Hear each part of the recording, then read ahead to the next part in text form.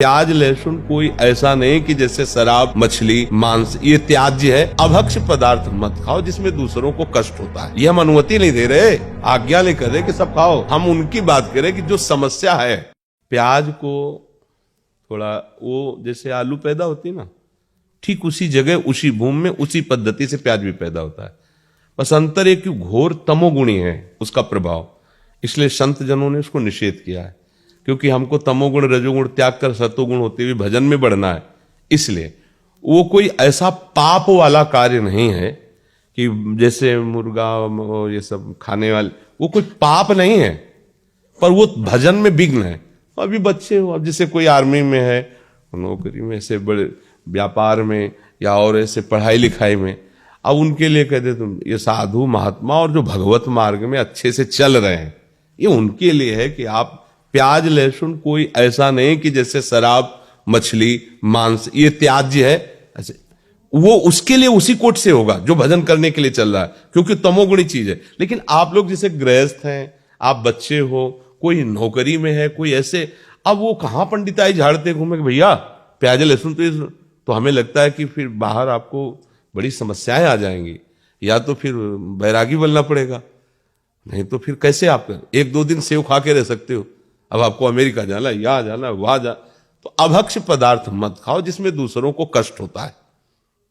ये हम अनुमति नहीं दे रहे, आज्ञा नहीं कर रहे कि सब खाओ। हम उनकी बात करें कि जो समस्या है। अब जैसे कोई ये नौकरी पेशा में लगे, अब उनको जाना है इधर उधर टूर में, उनको कहां बताएं कि कैसे, तो ये कोई पाप नहीं है। एक होता ना कि ये खाना पाप है, जैसे आप मांस खाओगे ये सब, ये पाप है। ये पाप नहीं, पर तमोगुण है, ये भजन का विरोधी भाव पैदा करेगा, इसलिए इसको मना किया जाता है। तो अभी तुम बच्चे हो, ना खाओ, अच्छा है, आदत मत बिगाड़ो, पर आप गए हो, सब पा रहे हो, तुम भूखे बैठे रहो, तो हमें लगता है कि अभी बच्चे हो, ये आपके लिए शायद है कि ऐसा ठीक ना रहे। ठीक है, क्योंकि अब मान लो 2 दिन के लिए गए, 3 दिन के लिए, अब सब पा रहे हो, तुम बैठे देख रहे हो, तो कैसे रह पाओगे। थोड़ा और सयाने हो जाओ, फिर ये निष्ठा बन जाए, कभी मत पाना।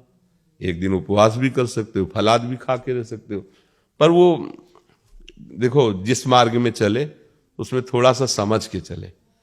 अब जैसे मान लो गृहस्थी में हो, अब परिवार के कई लोग प्याज लहसुन खाते हैं, अब आप वहां अपनी भक्ति का आरोप उनके ऊपर थोपोगे, नहीं बनेगा हमारे घर। हम नहीं कहते, भक्ति विरोध या झगड़ा नहीं करवाती। अपने घर में जो बनाने वाले हैं उनसे प्रार्थना कर दे कि आप सबके लिए जैसा बनाइए।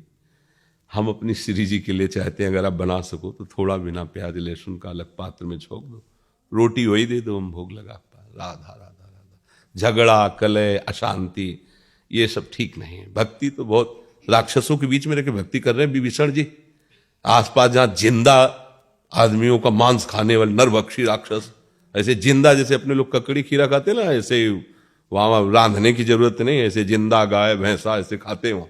और एक एक नहीं कि एक भैंसे में हो गया, वो तो सो रहे थे। कुंभकर्ण जी अगर रोज जगे रहे तो सृष्टि खत्म कर दिया ऐसे खाने वाले, और उनके बीच में रह के भजन कहते हमारे भजन का वातावरण ठीक नहीं। अब देखो भजन का वातावरण अगर कुटिया से बाहर विभीषण निकले तो बताओ, आसुरी प्रवृत्ति का बोल वाला है लंका में, केवल आसुरी प्रवृत्ति का, लेकिन वहां रह करके राम भक्ति ऐसी कर रहे हैं, भगवान कह रहे तुम सरीखे संत प्रेम हो रहे।